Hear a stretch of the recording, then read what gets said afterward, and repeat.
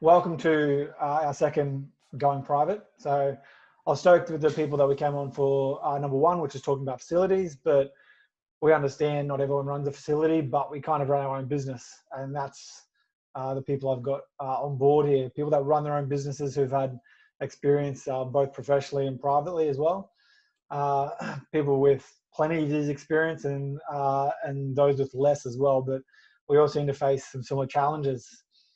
So we will go around and let everyone introduce themselves, or the guests introduce themselves. Otherwise, we'll be letting everyone introduce themselves for a while.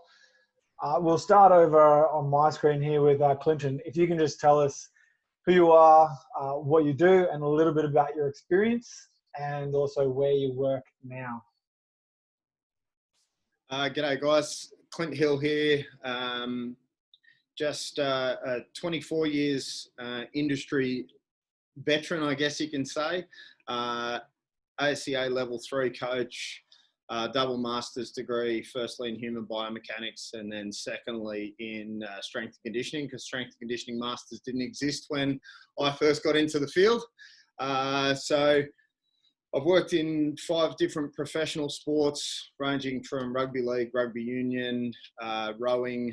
I've also had the pleasure of now working with surfing and also across with Motorcycle New South Wales.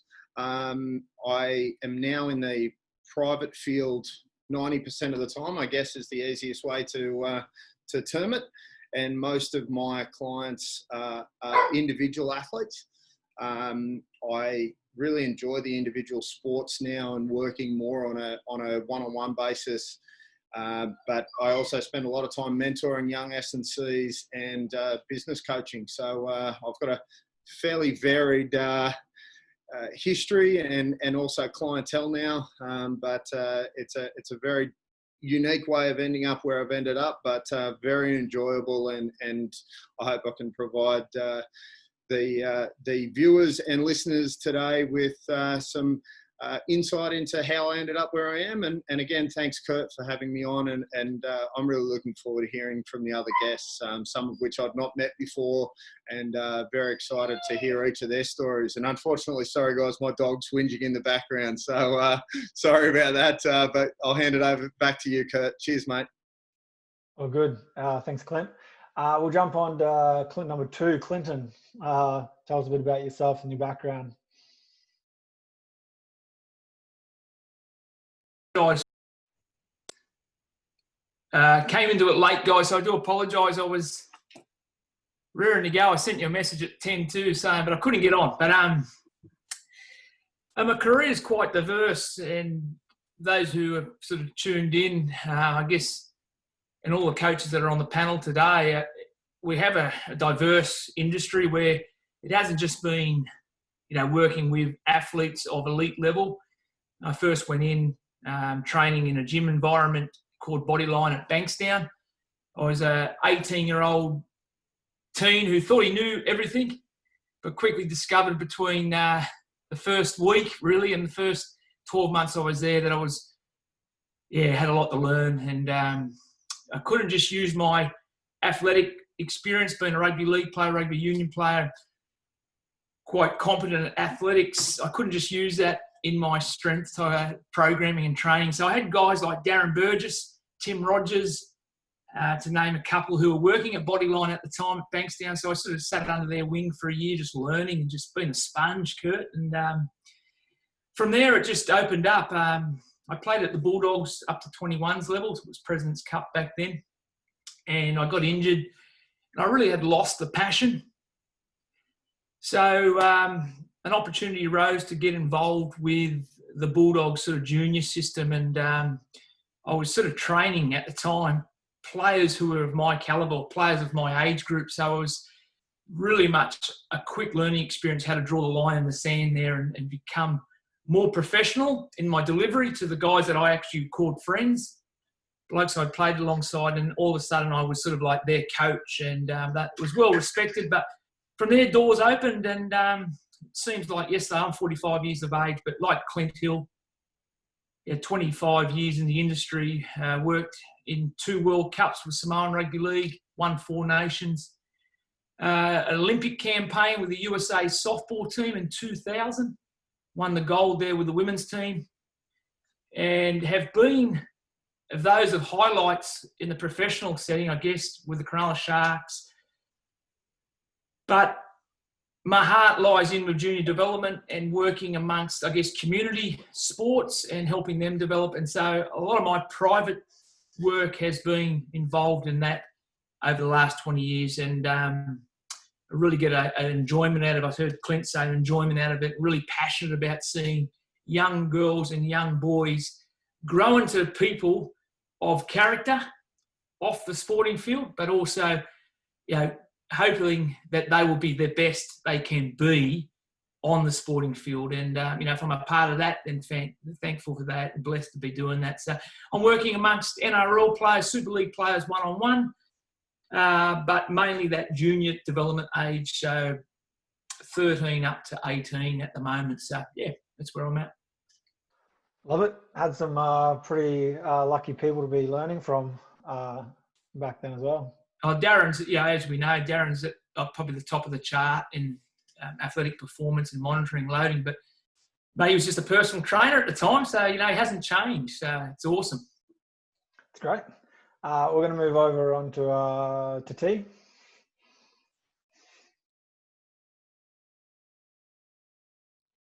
Should probably unmute first. My name's Tiernan. Just call me T for short. At the moment, I'm currently not working in the private sector. Before COVID came around, I resigned at my previous place of work, which was the Movement Standard, which is a new gym that's opened up in Milton in Brisbane. So currently not doing any private stuff, a little bit here and there, but currently do work with the Gold Coast Suns women's team as well. So I was kind of going between part-time private, part-time at the Gold Coast. So that's been fun. Mainly my private work, the type of clients that I was seeing would be a lot of junior athletes that are looking to take their skills to the next level and add in strength and conditioning into their weekly schedules. I was also seeing a lot of return to play ACL athletes as well, especially those that wanted to go back to playing contact sports and elite sport especially. So I got to see a lot of the rehab, final stage rehab, which is something that I'm really passionate about. I've got a master's in high performance sport. I always knew I wanted to work in sport. I gave up my sporting days a very long time ago. Decided to work in it instead of being in it myself. My biggest mentor has been Brindley Abad, who currently works at the Queensland Firebirds. Previous to that, he worked at the Queensland Reds and then at the Brisbane Lions and all over rugby union. So I've had him as my number one mentor, and probably we'll touch on it today. But my biggest advice to anyone who's starting in the private sector is to have a mentor your whole way through. It just challenges you to keep learning. And I think it's always been, someone that you can check in with and make sure that, everything's as it's meant to. And the private sector can be quite lonely sometimes. That's why I do enjoy working in the team environment. But when you've got your mentor there, it's good that you're not alone at times, which is nice. So that's pretty much me. So yeah. Awesome. Kicking off with the advice straight up. Love it. We'll jump over to Mitch Greaves. Thanks, Kurt. Mate, thanks for having me. I'm like Clint, just looking forward to hearing what all the other coaches have to say. And it's funny, it's already brought a few together. I was just speaking to T a couple of days ago about one of her athletes that's down here at the moment doing a bit of training. So it's funny how it's such a small world. Look, like my background really is I've come from more of a clinical pathway. So I actually was, kind of in my second or third year of exercise science, not really any idea which way I wanted to go. Didn't have a great experience on one of my placements in elite sport. So kind of thought, fuck it, I'm just going to go down the clinical pathway and check out the rehab side of things because I quite enjoyed that. But I ended up taking a year off in between my undergrad and my master's to go and work just as a PT because I knew I needed to upskill my makes prescription, all that sort of stuff. And it's funny, it ended up being one of the best business decisions I've ever made because one, my boss was an absolute business freak. Like he was probably too far down that channel. But I learnt a shitload that year and then came back into my master's just much better prepared and did a bit of traveling. The footy club that I was playing for at the time, the head coach had got rid of the trainer that was doing some stuff with the footy club the year before. Contacted me when I was overseas and he's like, do you want to run it? And so that was kind of my re-entry back into the sporting world. So it's funny how it all works like that. But now currently I'm at Melbourne Fitness and Performance in Melbourne. So I've been there since the start. We're about just over 3 years old now, which is cool. Just got another EP on board as well. So things are growing, even with Rona trying to slow us down. And then I spend 5 to 6 months of the year with the Klinton Football Club with the women's program, like T in the performance department there. So 5 months is hectic between the gym and the footy club, and then the other 7 months is kind of just the private world. So that's me. And are you talking about Mike in regards to your boss that's a little too into it sometimes? Oh no, he's almost the other way. No, just another PT studio. Mike's okay, he's becoming more of a businessman day by day. yeah. He's a good guy. I met him when I did my masters back in 2012, so that's where we got in touch. So. Oh mate, he's a ripper and has been one of my biggest mentors and friends across the journey. So yeah, absolutely, he's a good guy. Awesome to hear. Awesome. We'll jump over to Jordi.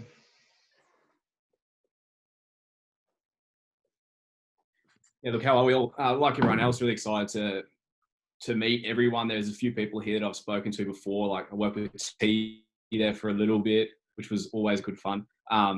Like everyone, or like most people, I started out in the commercial environment as a young 18-year-old. Literally, you live and you learn. That's been the journey so far. So I started there while studying at uni, doing a dual degree. So I did sports science and business management because I've always found that the business sides interest me.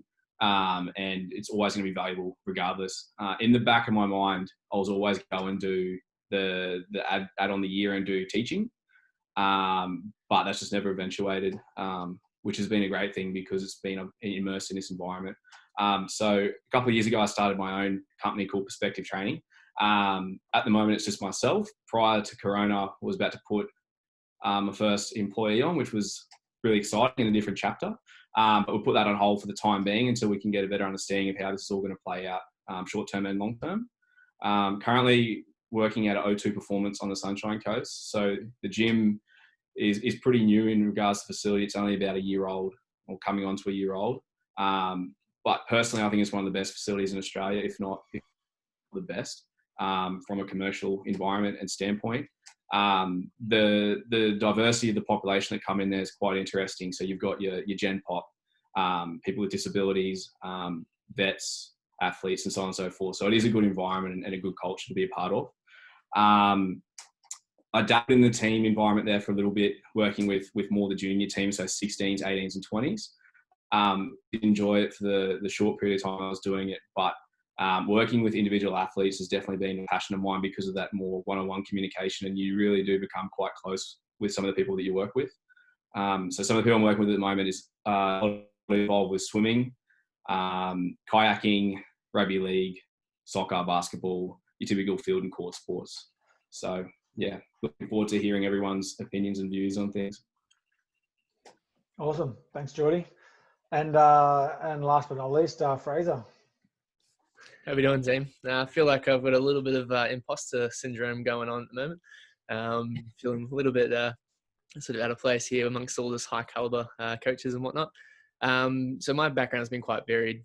I've mainly focused on the fitness realm and commercial fitness in that sense, and then working with general populations as well as in the later years, I guess in the last year or two, been working with some youth athletes and so on through various sports, so rugby union, rugby league, basketball. But I've also spent time in the vocational education sector, actually teaching fitness students for their Set 3, 4 and Diploma of Fitness. And then even in my own sort of, I guess, private terms in that sense, been over to the USA to help Tia Claire Toomey with her 2016 CrossFit Games hit out, and sort of been involved, say before, during, and after that as well, on periods of time and on and off. And then last year, sort of helping with a local rugby team go on their rugby tour over to Argentina, which was quite an experience. So taking a team internationally as their sports trainer, assistant coach. So it was, but yeah, it's work at the moment is a little bit, I guess we can all appreciate what it's been like over the last 10 weeks. Working for home at the moment. I was making a big move down to Northeast Victoria, working in a gym down there for general pops as well as some S&C work. But that's sort of fallen through for the time being until sort of everything gets back up on its feet down there. And so I'm just up in Brisbane at the moment, just waiting for things to get rolling. And then now we've got the okay to get started with the gym again and start doing some stuff from home. I've got a decent setup out the back there, which is good. And then hopefully see what that grows into. So, yeah. Nice, that's good. That's good. So any experience is experience. So saying you haven't had much experience, but you've already been overseas with a rugby team and then overseas with the CrossFit. So it's kind of hard to keep a track of what I have done because I feel like I've done a lot, but it's just it's quite sporadic in a sense. Like I've even consulted with rugby NRL teams with regards to their soft tissue self-management and so on, and instructing players how to essentially take care of themselves in that sense to take some load off their other soft tissue therapists. So there's been some high level stuff there, but a lot of it is based around that lower level sort of teenagers, etc., and developing them into at least better local athletes, and then hopefully they can then leverage off that to then take themselves further. Which is great. And I think that's the one thing that kind of unites us all, particularly in the private sector, is that we have such diverse experience. It's not like going, okay, here's your one little sport and you got to deal with that. So having that diverse experience, I think, is one thing that unites us all a little bit. I think that's great. So definitely no imposter syndrome, Fraser. All right. So for anyone that doesn't know who I am, I'm just mainly running this, but I want to kind of run these sessions because there's so much around the private industry being a temporary solution, or people that think professional is the end game for everyone. So, but we have less than 1% of S&C coaches that work in the professional industry. So we need more education around what happens outside of that, particularly with the private sector. You may not run a facility, but by yourself, you are essentially a business. So as a coach, you are a business. So I want to kind of kick off questions, and we're going to start in the same order again.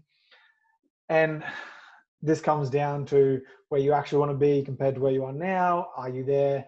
How far do you have to go? But the main question is, what is your goal or vision in what you're doing? So do you have an intention to get out of the private sector, stay in the private sector, or where do you see yourself in this industry? And we're going to start with Clint Hill with this one.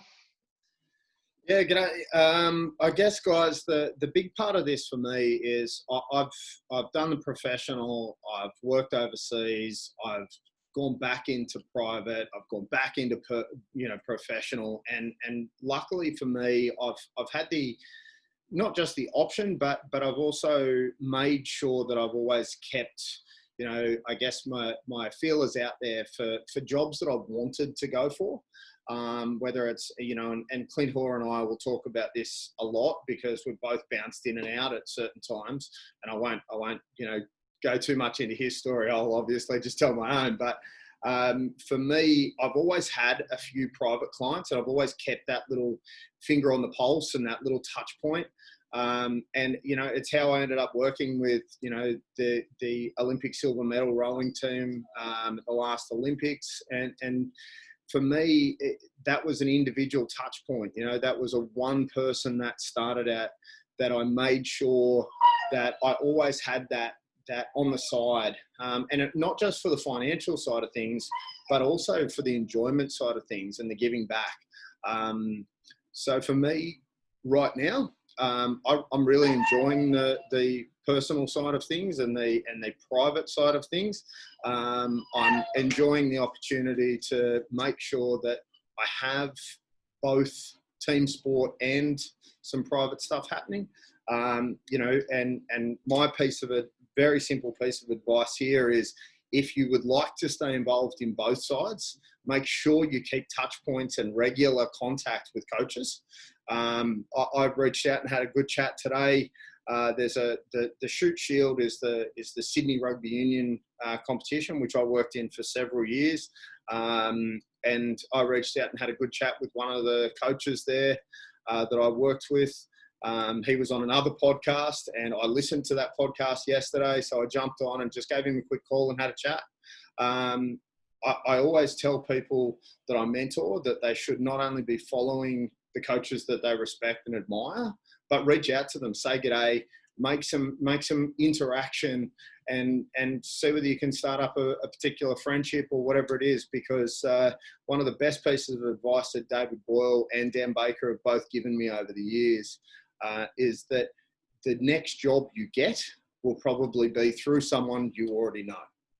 So that's my little touch point on that. But as I said, for me, private's the way for me at the moment. I'm enjoying that. It means I get plenty of time off. It means I can be anywhere in the world I want and enjoy life. And obviously at the moment can't be anywhere in the world because we're all confined to our 4x4 square shoebox that we live in at the moment. But as COVID sort of begins to ease, we'll be able to change that and grow into whatever we wish. So that's my little bit for that, Kurt. Nice, that's good. And I think pretty much what you said about regarding Dan Baker and David Boyle, it's one of those things that I think Grant Jenkins summed up. It's not who you know, it's who knows you, which is a really good point to remember. And you seem to love the flexibility with private. Is that right? Yeah, mate. I've as you can probably see, my dog's jumping up on me in the process of having this discussion. You know, my office is my kitchen table, where as I showed you prior to the call, I overlook Maroubra Beach. The private world is certainly nice and flexible.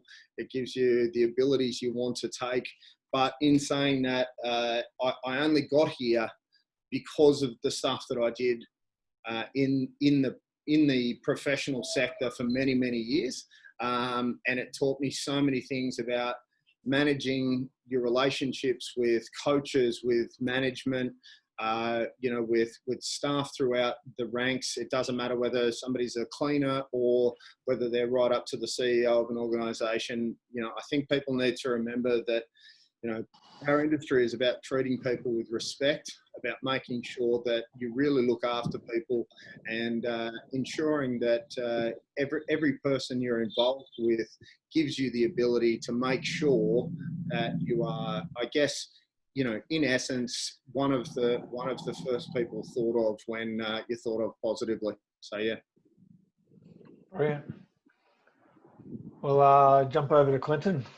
So your goals, visions, where you see yourself? Yeah, I almost forgot the question because he exceptional, old Clint Hill. He can, in that 5 minutes, we may as well just wrap up. That was brilliant. I'm a bit like Clint. I'm 45 years of age, a little bit different. I've got 4 children and in my second marriage. So for me, the flexibility of being in the private industry at the moment has been awesome, and just different circumstances that have jumped up in the last 5 years, the last half a decade, which, you know, I wouldn't want to put upon anyone in terms of grief and just life's difficulties, adversities. If I was working in a professional environment full time in that period, I would have had to walk away anyway because it was taking too much energy away emotionally. So I was fortunate at the time I was working for Canberra Raiders, but working with the Mounties or Mount Pritchard in the State Cup system. So I was only part-time looking after all the Sydney-based Raiders players, contracted players. So I was able to step away from that role at that time. But yeah, it allows you to have flexibility being in the private sector. It does have its headaches, of course. You've got to be a bit more inclined. I think it might have been Jordi, who spoke about having a marketing or business degree. I think with the private sector, you need to really be a salesman as well. And I'm very poor at that. It's one area that I'm very weak at. But one thing I am very strong at is rapport and relationships. And I think the key in the private sector, as much as it is in the professional environment, is your relationships. And Clint Hill spoke about that. You don't want to burn bridges. Now, there's many bridges that I want to burn down, but you need to keep the pathway open. If you have your heart, your dreams, your goals set on being involved in a professional environment, you need to be able to have that ability to communicate and keep doors open. And I think most of my roles of the last, I guess, well, even when I was the head of performance for the NRL referees, I was there for 9 years. But I got that job having been tipped into it. Someone spoke about me, and I think Boyley was the same this year. Got the job there now. He was tipped into it. So someone that knew that it was available has put his name forward, and the NRL got in contact with him, I believe. And that was the same as myself, 12 years ago. So my roles have grown through that relationship building with my athletes. Give an example there. I think I've never really had my eyes and hearts and desires to be set in professional environments. I think it just found me. And I've just been able to work in those environments and make them work for me, if that answers your question, Kurt. But just the other day, I got a phone call from someone in Tonga, of all places, and just to see if my intentions going forward to be involved in, I think it's the University Games in 2021 in England. Now, how they got my name was through a player who I strength and conditioning coached in the Cronulla Sharks in 2014.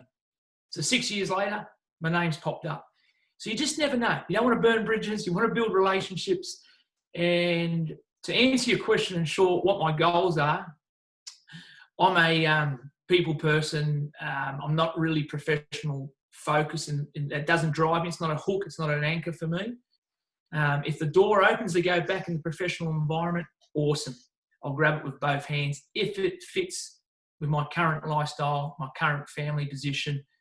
But if I see the private sector being more beneficial and I guess more of a favourable for my family, then I'd take that avenue. So you just, as you go through your career, you weigh things up.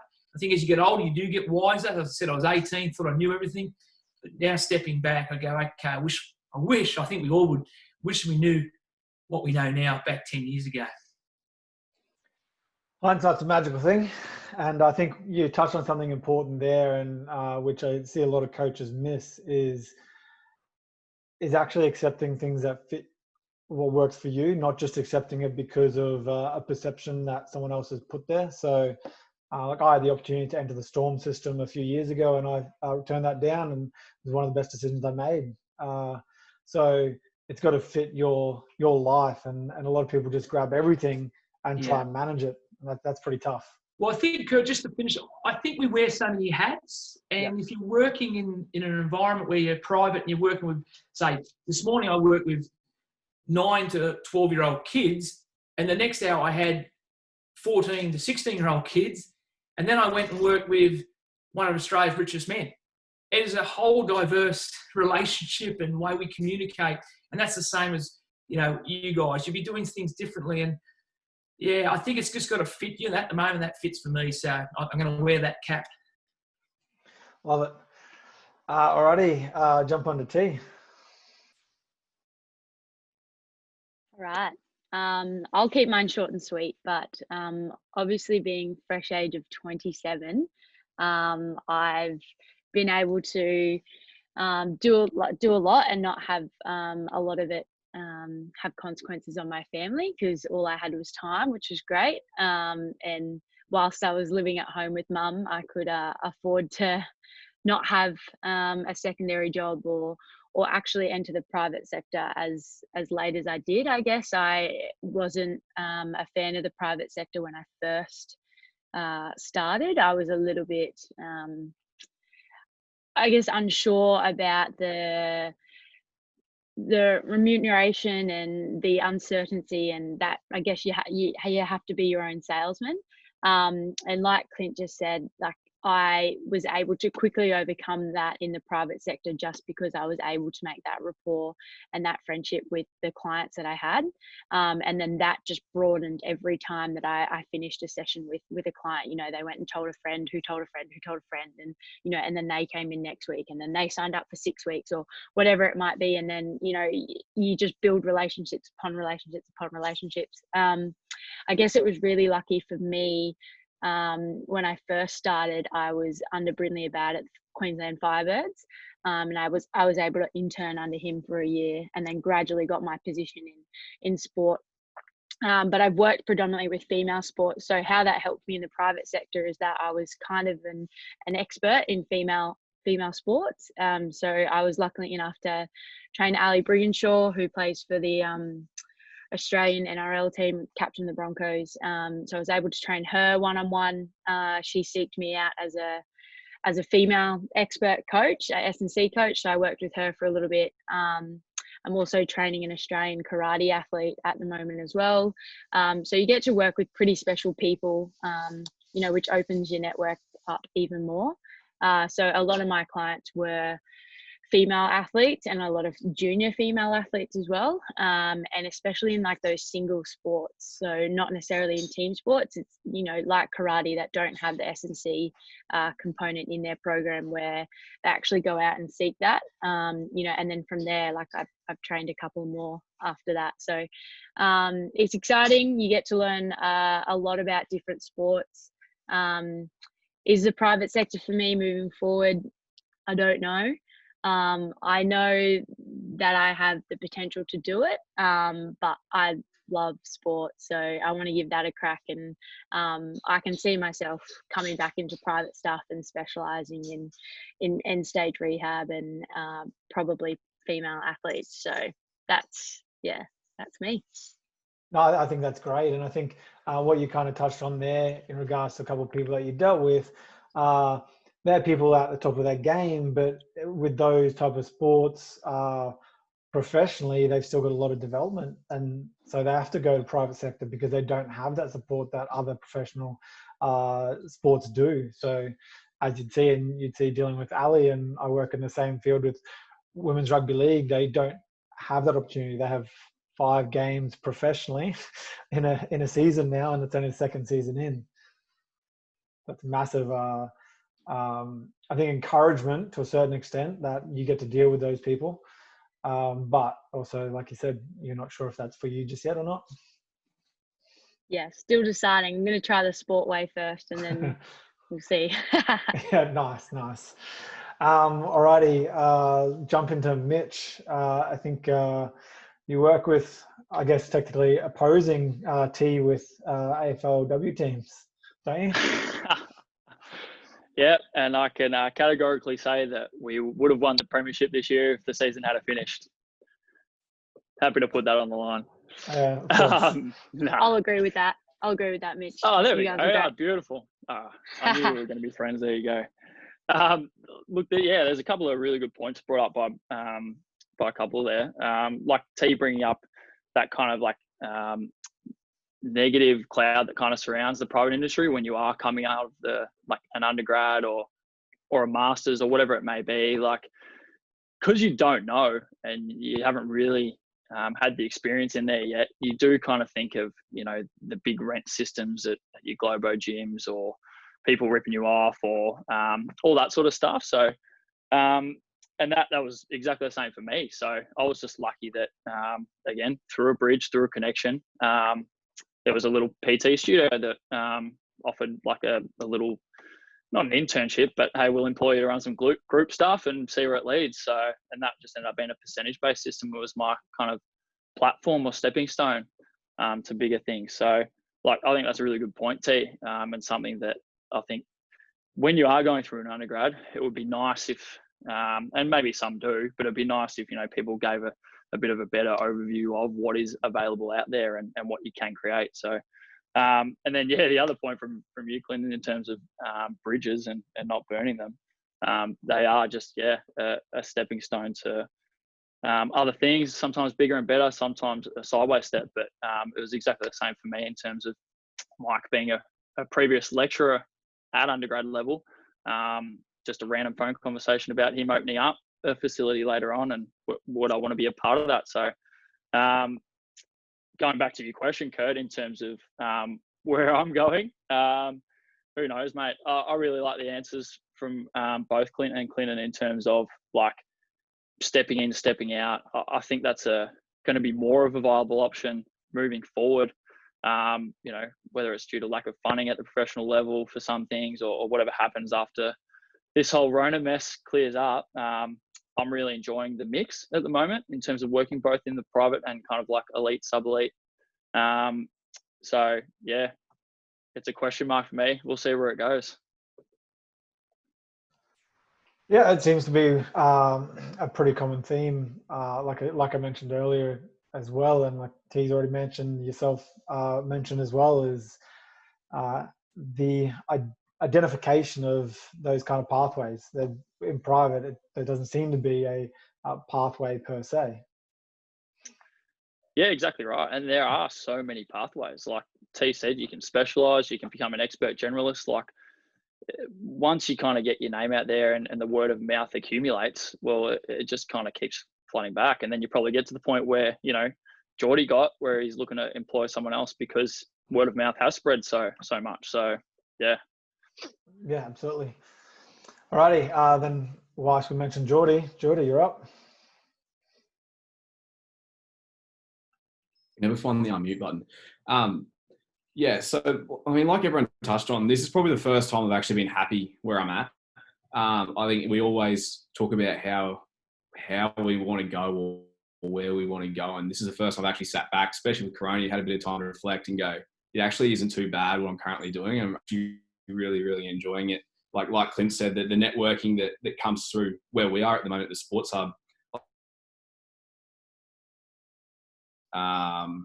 Port Adelaide, Carlton, GWS. So obviously attached to those teams are coaches that we all know and highly respect. So even to be able to meet them, whether it's a quick 2 sentences or whether, for example, with the Raiders, we spent 4 or 5 days with them, learning some of their systems and how they structure their programs, their days, phases of pre-season, et cetera, like that. So the opportunity to even be surrounded by those people, even on a short-term basis, is exciting. And then the people that come through the doors here on a long-term basis too is really exciting. Like I do have quite a passion for the business side of things. So for example, like the 2 people that run the Sports Hub, they're highly regarded in the business world, especially on the coast, Southeast Queensland. So even just be able to see into some of their conversations when they talk about business is quite eye-opening, and really shows again that you really don't know as much as what you think. And like for us, we seem to get along really well. We've connected quite well. The GM that runs the Sports Hub, Kevin Cook. So outside of coaching, I really enjoyed organising events and hosting events with teams, with other coaches as well. And something we're looking at running is talent ID camps for scouts, simply because we're lucky enough to have facilities to do it, where a lot of people don't. And to be able to embrace the fantastic stuff we do have here, I think is very important. And then another thing we've actually looking at doing too is actually venturing down the world of player management. With some of the people that come through these doors, we understand that they're at the top of their game. For example, Ryan Williams, who you look at his Instagram, for example, he's got over 1 million followers. Twitter, the same deal. But he doesn't have any structure in his life in regards to sponsorships, endorsements, anything like that. He does it all for his own back. So things like that outside of actual coaching is sort of what keeps me interested in the private industry. But again, like if an opportunity come up with a team, whatever role it may be, I definitely wouldn't say no. Yeah, I love it. It's really good to hear everyone's different stories here, because we're all sitting on a different platform right now in regards to where our goals and visions are and where we see ourselves. So let's see what Fraser has to say. Last one on this question. So at the moment, I guess, just working privately provides that flexibility and diversity as well. You can work with a much more broader variety of teams, individuals, sports, general pop, etc. By working privately versus being locked into something a bit more in the professional realm.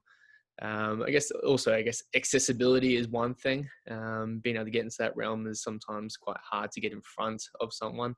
But in saying that, my passion lies with the junior development. It gives me, the rewards seeing people mature, both physically, emotionally, maturely, into young adults, etc., and being able to be part of that process and see them mature in various ways is quite a rewarding thing. And just being able to work with different populations you're working with, you're trying to talk about the same concepts with adults as you do with your teenagers. So being able to do that, I think, solidifies my knowledge a little bit more. Being able to speak in both layman's terms and also very specific terms with different professionals, it keeps me on my toes. But yeah, I can float back and forth into different realms, etc., and I quite enjoy that. So I see myself staying within the private realm for longer, but just always looking to increase my my knowledge of both, I guess, the professional skill set that I do have now, as well as then just building on the business knowledge, etc., which I've felt like I've learned a fair bit in the last few years. So there's, I guess, a few things that also are roadblocks in the way of getting into realms where you're not being necessarily exploited, where there's not necessarily a mutual share in the outcomes. So that's always been something I've been quite tentative of jumping feet first into anything, in particular when there's no monetary sort of reimbursement, etc., or say return with regards to even just a reference to get into more professional, more permanent roles, etc. So I think that's one of the drawbacks, especially with someone. I'm 29. I don't look it. I've got 2 kids and a wife, and so sort of everything now is pretty much based on what I can earn in the time that I have, as well as making sure I've got a good work-life balance. And again, private industry sort of works better for me in that sense. Nice. It's good to see the similar themes that come across everyone here, despite so many different backgrounds and where we see ourselves. What we've kind of mentioned is sales seems to be a big part of this, and we've all mentioned that briefly in one way or another. So let's touch on that a little bit. Coaching as an actual business. We're going to start in reverse. So we're actually going to start with Fraser this time, so he gets to speak first again. With coaching as a business, how much extra business work or admin work for business do you actually do outside of your actual coaching or time with private clients? And what kind of stuff do you actually do? I think it's varied over the years. So I guess, was it just gone January, I just closed the gym, and I've been owned and worked out with a business partner for the last 3 years. It sort of got to the point where we needed to throw money at it. We just didn't have money to throw at it, and it sort of came before COVID-19. So it kind of, in a way, worked out kind of well in the time that we did close. But we had different roles. So my business partner, he took over most of the business administration, whereas I did a lot of the operational management, so service delivery. So the last few years, there hasn't been a lot apart from interactions with people and sort of, I guess, being that point of reference for them to then, I guess, keep them engaged, keep them, going along and help them deal with injuries and other things that sort of popped up, etc. But then, you got your actual programming and load management, etc. So I guess there's that aspect, and then there's paperwork wise. Fortunately, my old wife likes to look at numbers, so she takes care of that mostly for me. So to be honest, I think what I do is enough, but it's probably at the same time not a great deal, and there probably is more that I could do. But I'm a little bit, again, I guess, happy with where I am, so that complacency sort of building where I don't feel like I want to push further, even though at times I get a little bit of motivation to try and drive more. So therefore, at that point, you then find yourself, doing a bit more administration, trying to set up those systems and thinking about, how your business wants to look and feel like to then suit your needs, etc. So it's varied over the last few years, and even working in the TAFE system, that was administration to your eyeballs. So there's been various levels and experiences with all that. So you're just outsourcing well. Yeah, I'm just fortunate with the people I'm surrounding. I guess it's the same with any general network. Yeah, I've always tried to, in particular in business, work with people that complement my skill set. I've never been good at business per se, but I've been fortunate enough to work with people that are, or those that are very good talkers. So they sell me versus me having to sell myself. Which definitely helps as well. So I'm not necessarily a very forthcoming person, but yeah, the business that I have got is because of the work I have done.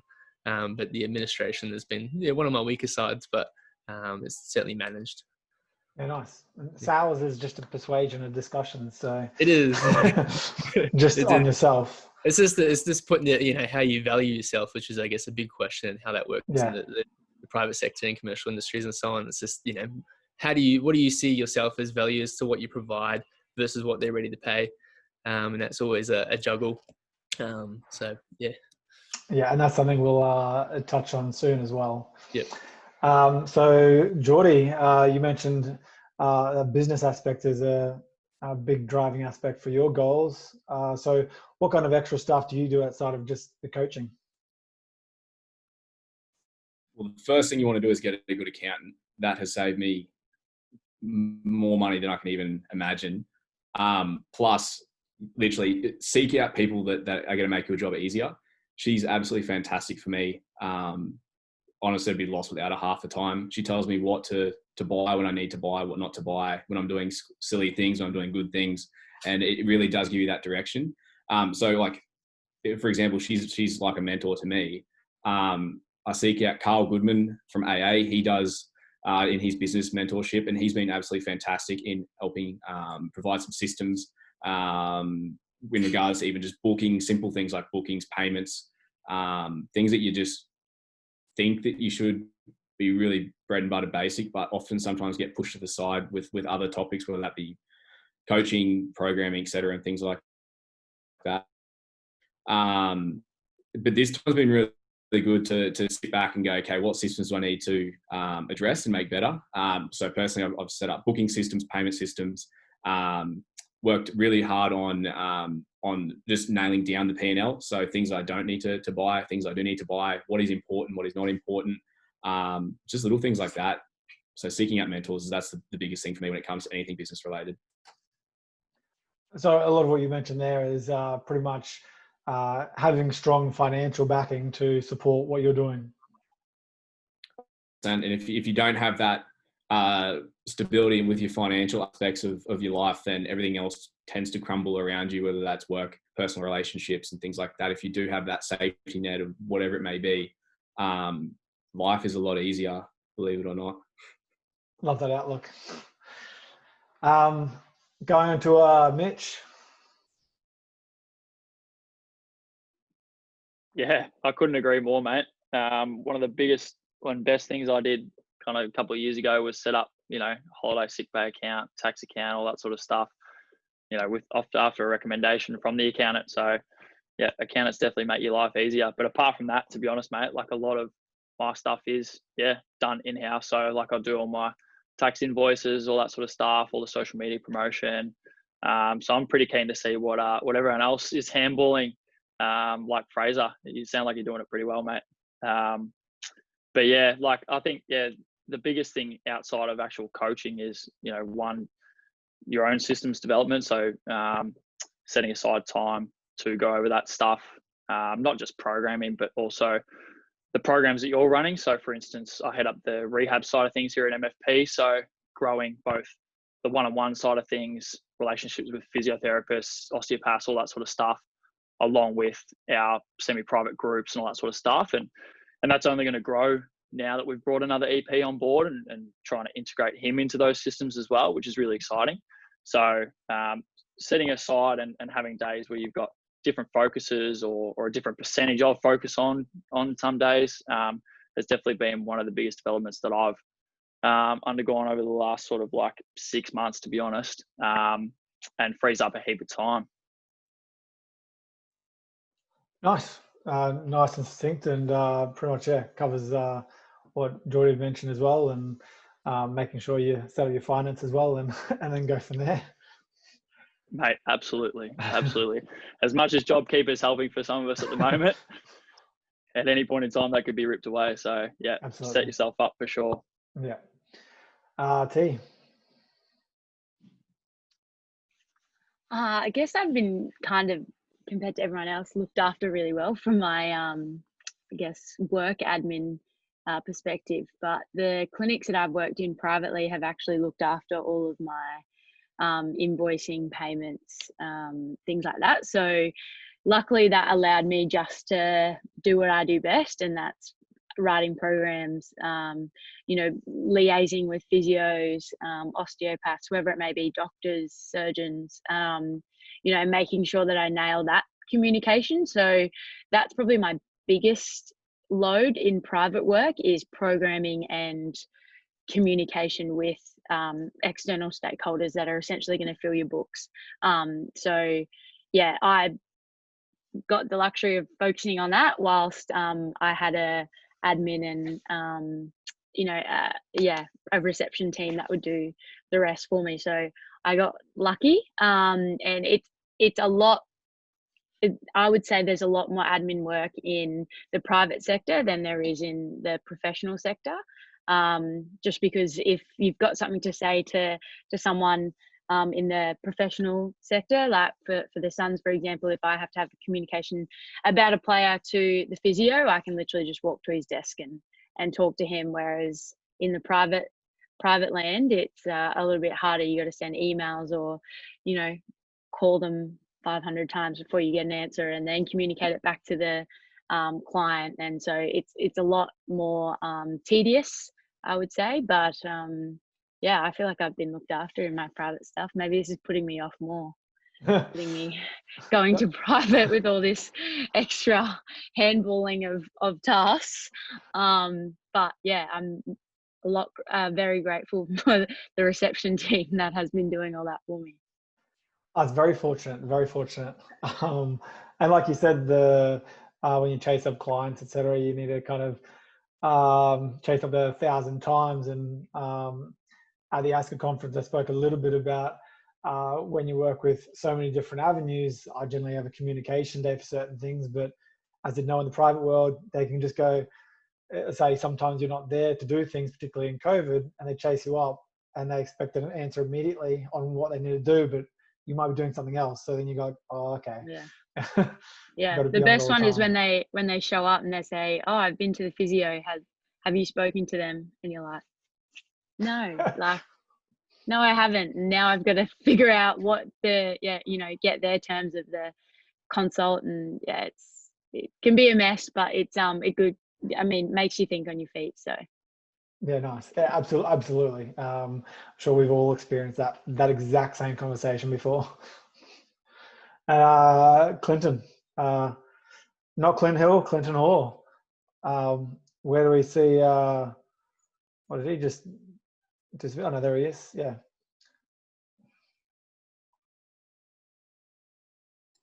I'm back. Sorry about that. No, Sydney. We don't get Wi-Fi down in Sydney. Hey, they're all good responses, guys. I think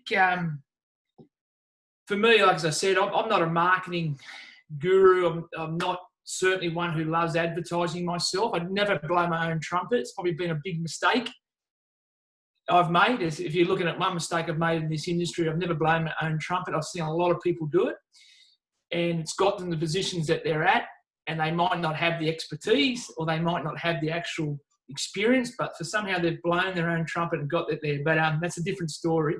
But marketing-wise, I think for me, and someone else mentioned it just before as well, but it's all about that rapport. I mentioned that last time, relationships.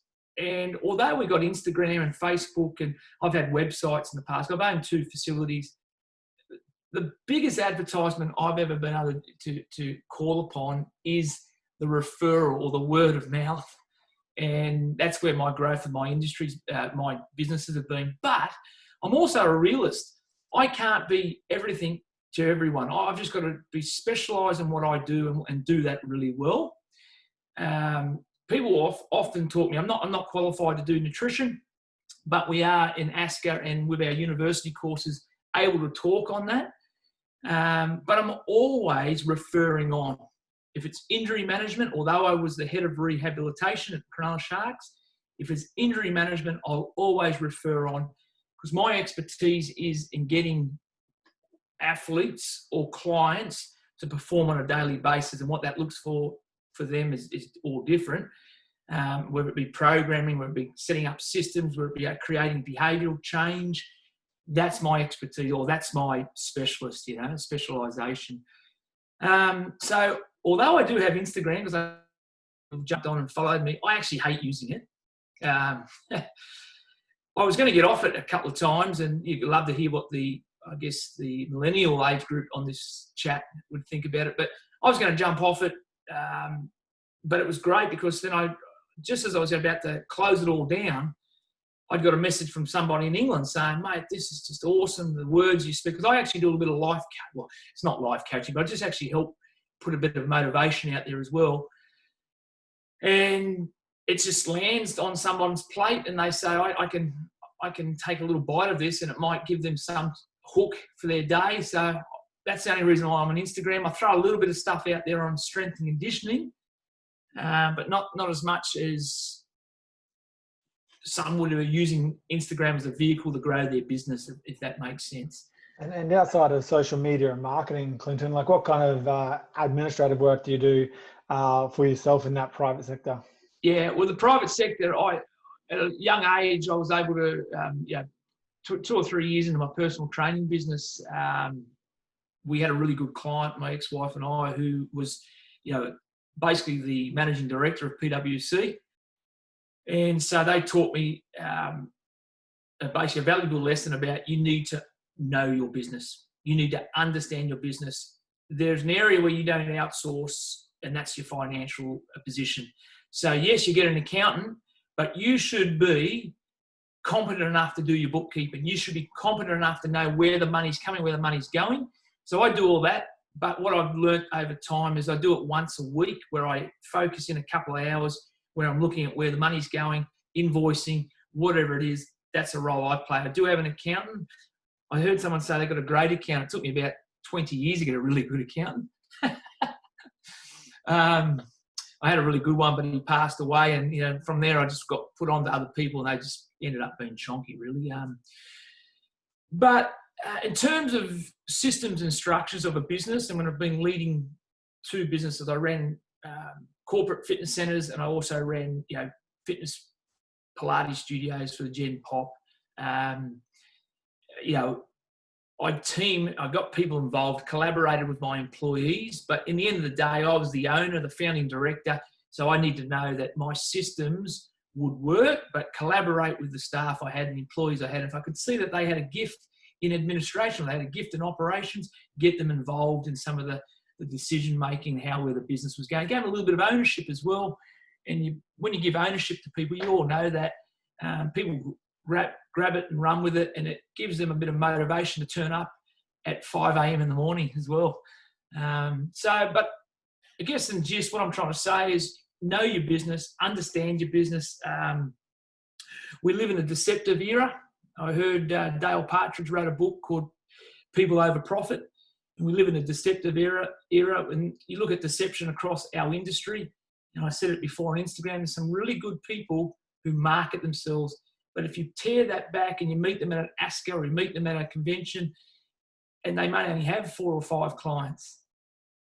So the key is to be you, be true to who your values are, advertise yourself through your excellence, advertise yourself through your work ethic, and the results you bring to your clients, whether they be Gen Pop, whether they be corporates, whether they be junior athletes, or whether they be what we call elite athletes. So, yeah, that's what I can give you around advertising.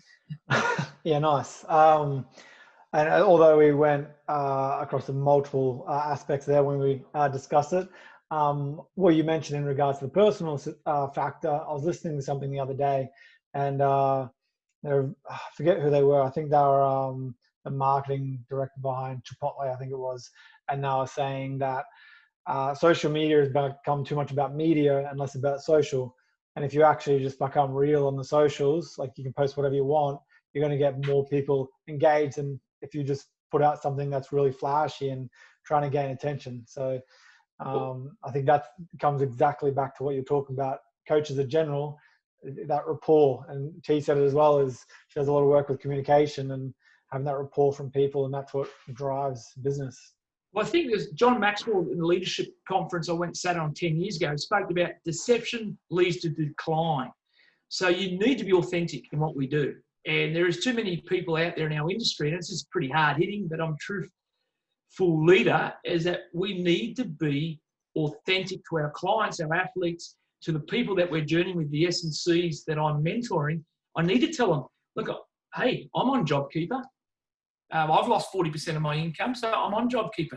And it shocks some young S&Cs. Oh, you're on JobKeeper. I thought your business was flourishing. Well, it is, but there's a period of time where we're going to take a knock. And so anyway, I'm on the little soapbox there.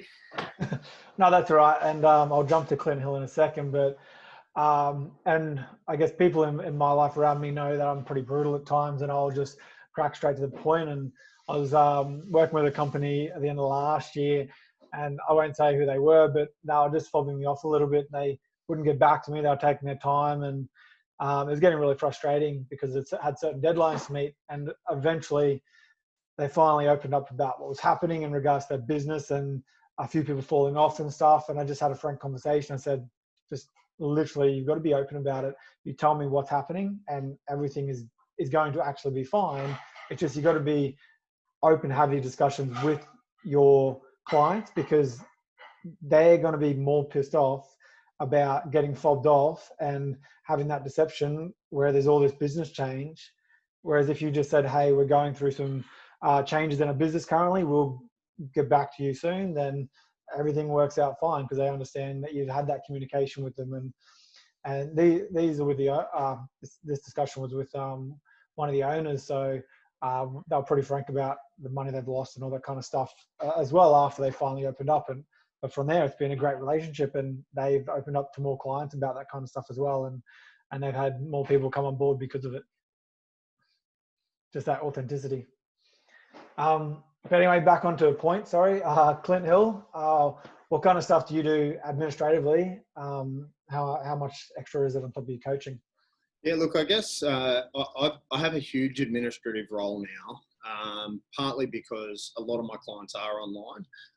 I'm a very, very heavy advocate, and Clint, Hoare and I talk about this a lot, that in mentoring young S&Cs, young PTs, people coming into the industry, one of the big things for me is around showing them how I write programs, why I write programs in certain ways. And God, the people on this call and the people listening, I've probably made more mistakes than you have attempts in the last 25 years of writing programs. So again, authenticity is a huge part of this. You know, not putting yourself in a position where you don't show the absolute true self, you know. So when it comes to the admin side, I would say on average, I spend about 30 hours a week, whether it's sitting here in my amazing office that overlooks Maroubra Beach, but also just purely the fact of whether it's Zoom meeting, podcasts, just phone calls in general, or generally just keeping myself open to being able to be accessible for guys who need and want questions answered. You know, I put up on my Instagram the other day, I offered 5 free spots, 5 free 1-hour business development strategy meetings. Now, very luckily, you know, in the social media world, you know, I filled those spots in about 8 minutes, which was pretty daunting and a little bit of a humbling experience, actually, to be really truthful. I wasn't kind of, it's the first time I've ever done something like that. And I did it because very simply, I've noticed over the last few months, not just with COVID, but there's a real isolating effect of obviously being, you know, in the situation that a lot of coaches are, where they've had to revert to Zoom, where they've had to revert to online coaching. I really heavily believe that the administrative side of our business is something you have to be all over, but I'm very, very clear that I outsource as much as I possibly can. My religious statement, and this is about as religious as you'll ever hear me speak, is that I'm not a mechanic, so I don't try and fix my own car. I'm not a doctor, so I don't try and diagnose my own problems. I'm a coach, an S&C, and a business mentor. That's what I stick to. I stick in my lane. I don't try and do things like it's slightly different to Clint Hoare. I have absolutely no idea what's happening on the financial front in my own business. My accountant does all of it. I use systems to make sure that I don't make mistakes, because I don't love the administration side of business. I make sure that I have reports that mean that I can gauge where I'm at, whether it's around making sure that I don't miss an appointment, making sure that I look up, the things that need to be recorded for that week, the things that need to be invoiced, etc., etc. I use a system called PT Distinction, which is one of the online systems that I've used heavily over the last few years. I've used things like Mind Body, Timely, etc., etc. I'm a huge believer in your hourly rate should be what you look at around how much time you spend doing administration. Now, if I'm charging myself out at, and I'll just use $100 as a nice easy figure, and I can look at having a client in for that time for something that takes me 2 hours to do, let's say my own bookkeeping each day. If I'm using 2 hours, I'm better off to go out and train someone for 2 hours rather than waste that 2 hours doing something that I can outsource for $50, because that person is much more effective and much faster at it than me. So similar to what Jordi said, it's about understanding the right systems and understanding exactly where you sit with that to make sure that everything works for you. And that took a long period of time. Look, I made, as I said before, I made plenty of stuff ups around that. I chose wrong systems to start with that were difficult, fiddly. I had to, input so much data and so on and so forth. And that's probably the big difference between the private and the professional sector, from my opinion, the amount of time you spend doing admin. Yeah, nice. Really interesting to see the differences there, and people talking about what they know what's going on financially, and people who just go, nah, let's just pass that on. But I guess as coaches, we don't tend to get into coaching because we love administration, right? So as a private S&C, or those that have worked in private S&C, I'll ask two questions here. What is the, toughest part about being in the private industry? And what is the best part about being in the private industry? So 2 questions, and we're going to start back at Fraser. Ooh. Best part? Oh, that's a hard one. The hardest part, would be just managing the business and the business growth. It's quite easy to do what we do, and that's where our passion lies. So there's, the difficulty being, I guess that's my difficulty is, the aspect that is around managing and promoting a business. I used to think it used to be, build it, now shall come. Whereas it's like, it might be that, but that building process isn't just overnight. It's sort of years and years in the process. And where I guess it's the cost of passion as well, being the hard part, where you'd be keen to throw yourself in and do anything and everything.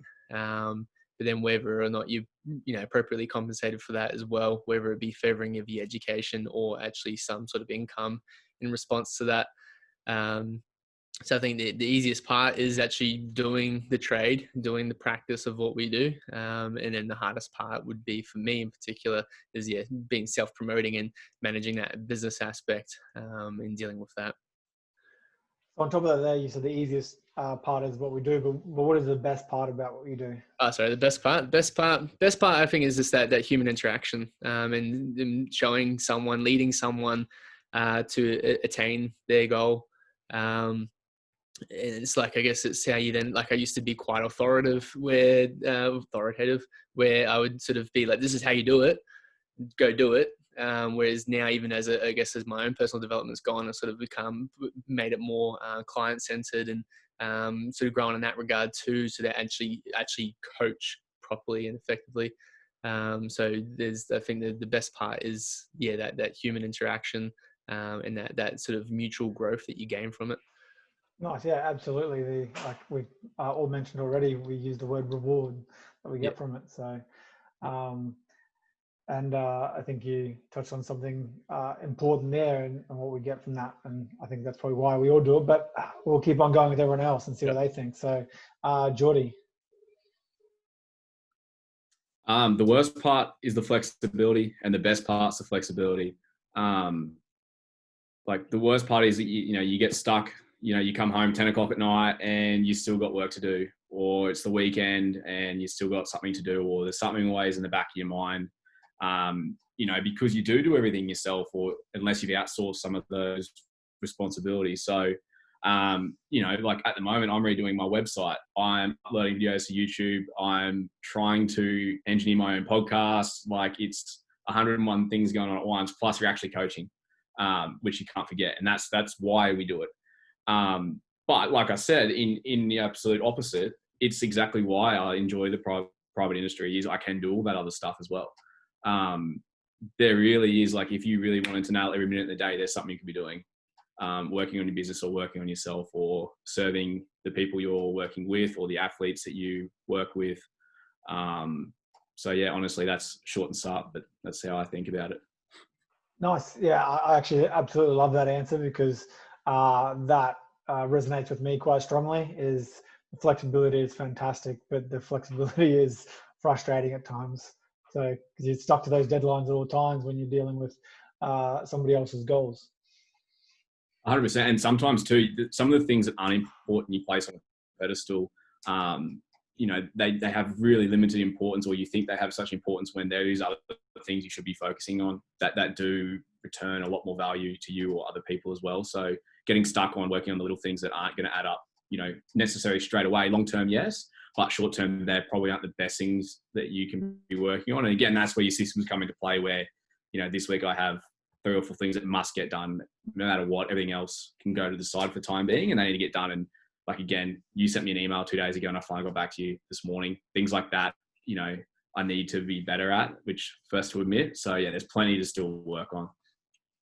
Nice. And being accountable is important. I think that's something as coaches we learn along the time. So, and even evolving as a coach, what Fraser mentioned, how he started with being very strict on things, and then the human element added. I think as coaches, even private sector, non-private sector, we all start out going focus on the programming. Then we realize there's business, human elements, and we start to grow and just realize there's human aspects to it all. So we'll jump over to Mitch.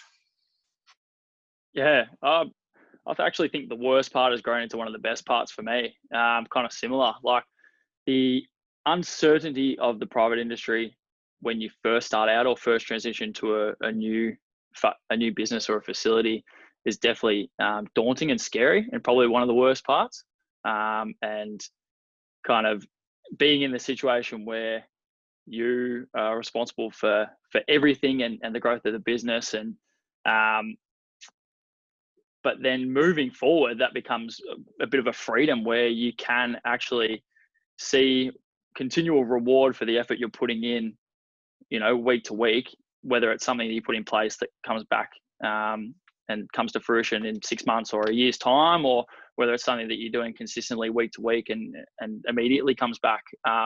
That uncertainty at the start kind of becomes a freedom moving forward, where you can see reward for effort. Whereas unlike if you're in, a professional contract or something, sometimes there's just not more money at a sporting club or somewhere else. So even though you're working your ass off, you might not get a 5-10 grand raise. But in the private sector, there's ways, and you just continually work out that there's ways to kind of, whether it's add income or add value to your business, that go along. And then my other favorite part of working in the private business is just being around other like-minded coaches and different coaches day to day, and kind of being able to just feed off other people, and that continually pushes me for sure, in terms of, you have your weeks where you're a little bit flat, or you got a little bit of extra admin that you don't particularly want to do, but then a coach comes in and goes, fuck, I just listened to this awesome podcast, or I was reading this awesome thing, and kind of rejuvenates you again. So those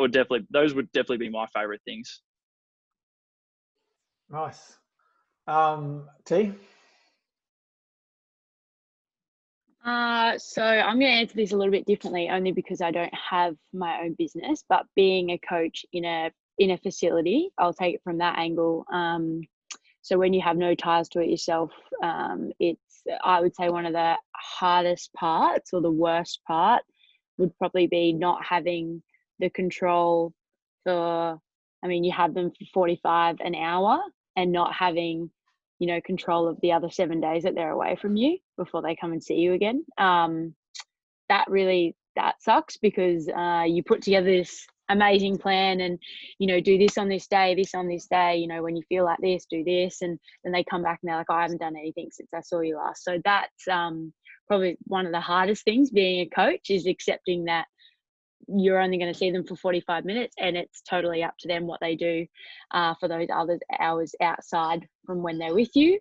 And all you can do is just educate as best you can, which leads me to my favorite thing about what I do, is that I get to educate every single session that I do. So the way that I coach, I don't think anyone, maybe Jordi's seen it the most, but when I coach, I explain.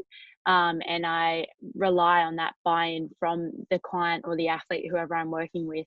And that's what I like. I like them to understand how my head works, so that they're confident in the way that they, you know, walk into that program and walk into any session with me. They know exactly what we're getting out of it, and how the steps we're going to do to achieve it. And then week in, week out, we build on that education, and it comes to the point where, you know, they actually are feeding education back to me, and like that makes me happy, because they're understanding and they're actually appreciating what you do and how we think about things, and we're not just whipping up a program in 2 seconds. There's a lot of time and thinking and rewriting and scribbling out and do-overs that we do.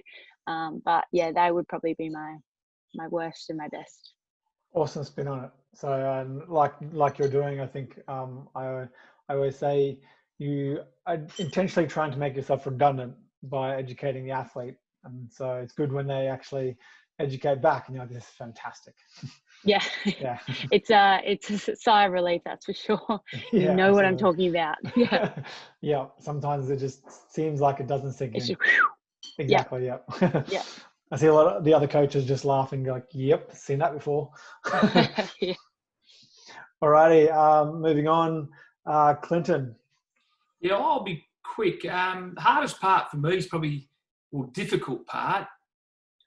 Two sort of answers to this, I guess. But when you're in a professional environment, you're working part of the performance department team, there is a good social element in your day. You're working on, seeing your team improve, but there's a really good mix, really good vibe, really good culture to feed off. And I love the energy of people. So, working for yourself, unless you've got a contractor or someone that's on the floor with you, but a lot of my work's outside with the athletes. And then when I come home, a bit like Hilly, where I'm sort of doing online programming. So I miss that relationship. I miss that energy.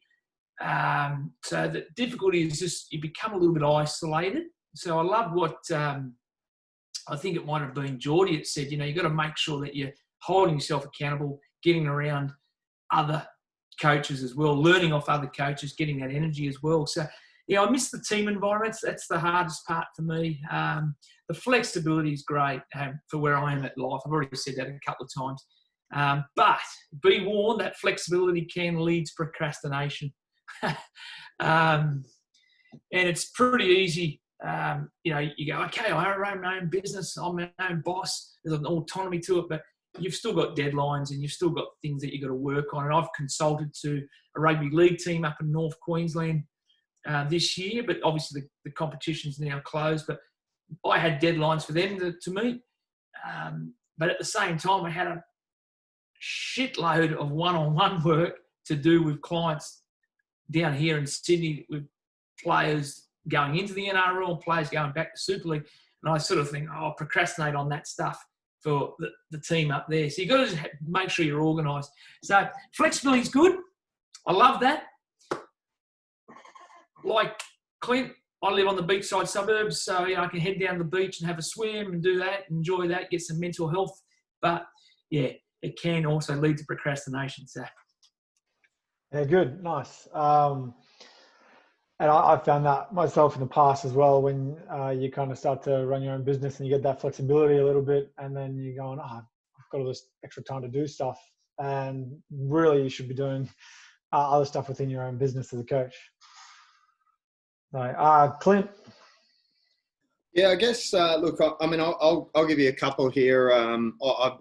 And thanks to all the other coaches, I've probably stolen 80% of your material here, and I'll just sum it up in a nice, wonderful piece and pass it all off as my own. Thanks very much to you guys for that one. But I guess, look, from a best case scenario, some of the things that I've loved over the years. Obviously, you know, I was 2005. I was lucky enough to be part of the strength and conditioning team to win the NRL Grand Final with West Tigers, with Dave Boyle and a few others and whatever not. There was some amazing times there. So the achievements, you know, silver medal with the Olympic rowers. But honestly, I think the big part of it for me is being able to educate young coaches. You know, I said it before and I'll say it 100 times again, you know, the number of mistakes that I have made, I hope I can pass on to younger coaches to not make those same things. You know, I called myself an expert about 3 years into being a strength and conditioning coach. And if I could go back and headbutt that kid so hard, I would. I said to Clint Hoare, we took a study tour. Clint did a study tour for the ASCA and thankfully, you know, asked me to come along. Now, for those who don't know, Clint and I did our level 3 together, and Clint, correct me if I'm wrong here, but I think that was 2012, 2010, somewhere around there that we did that together.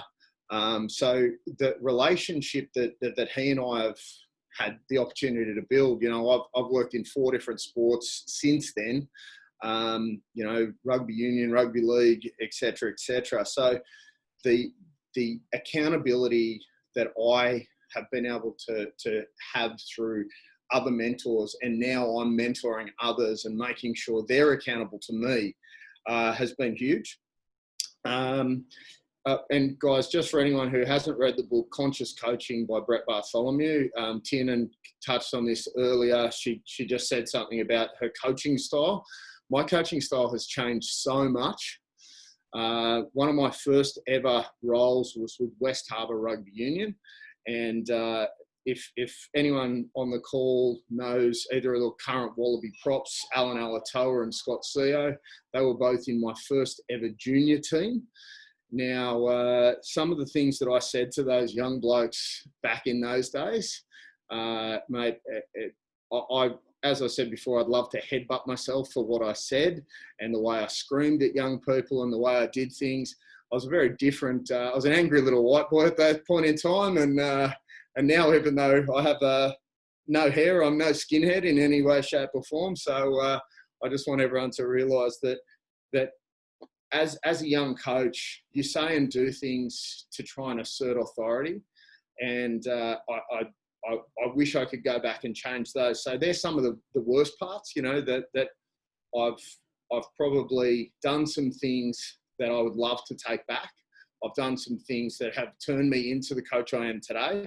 So the best and worst sort of linked together. But I guess the one that yanks my chain these days is certainly the fact that, you know, I see coaches, and they may not even be ASCA qualified. They may not even be Cert 3, Cert 4 PT qualified. But some of the things that I see social media influencers coming out with and so on and so forth is probably the worst thing about our industry.